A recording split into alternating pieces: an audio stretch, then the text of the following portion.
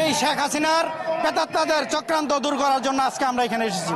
বৈষম্য বিরোধী ছাত্র আন্দোলন, ছাত্র জনতার আন্দোলন শেষ পরবর্তী মুহূর্তে বাংলাদেশের যেই শ্রমিক আমজনতানের যেই চক্রান্ত হচ্ছে, শেখ হাসিনা পালিয়ে গেল, তার প্রেতাত্মারা বাংলাদেশে থেকে যেই চক্রান্ত করছে, সেই জন্য আমাদের ভারপ্রাপ্ত চেয়ারম্যান জনাব তারেক রহমান আজকে এই শ্রমিকদের উদ্দেশ্যে এবং আমজনতার উদ্দেশ্যে আমাদের বিএনপির যেই দিক নির্দেশনা, জনাব তারেক রহমান আমাদের আজকে দিক নির্দেশনা দিবে, সেই লক্ষ্যে আমরা শ্রমিক জনতাকে সাথে নিয়ে, ছাত্র জনতাকে সাথে নিয়ে এই শেখ হাসিনার প্রেতাত্মাদের চক্রান্ত দূর করার জন্য আজকে আমরা এখানে এসেছি।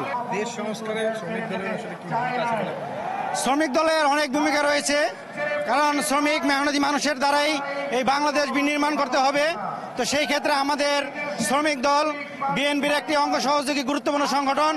তো সেই জন্য জনাব তারেক রহমান চিন্তা করেছে সর্বপ্রথম আমাদের এই শ্রমিকদেরকেই সাথে নিয়ে এই আন্দোলনে এই চক্রান্তকে ধূলিসাৎ করার জন্য, যেহেতু আমাদের গাজীপুর এবং বাংলাদেশের মুন্সিগঞ্জ এবং নারায়ণগঞ্জ সহ ঢাকার আশেপাশে যে জেলাগুলো রয়েছে শ্রমিক অধ্যুষিত এলাকা, তো সেইখানে এই মেহনতি মানুষদেরকে চক্রান্ত করে আজকে এই শেখ হাসিনার প্রেতাত্মারা দেশকে একটি অস্থিতিশীল পরিবেশ তৈরি করতে চাচ্ছে।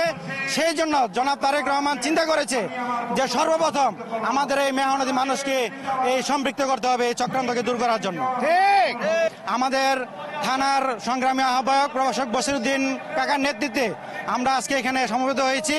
আমরা ইনশাআল্লাহ কিছুক্ষণ পরেই আমাদের জনাব তারেক রহমান নির্দেশনা দিবে, সেই নির্দেশনা অনুযায়ী আমরা ইনশাআল্লাহ কাজ করব।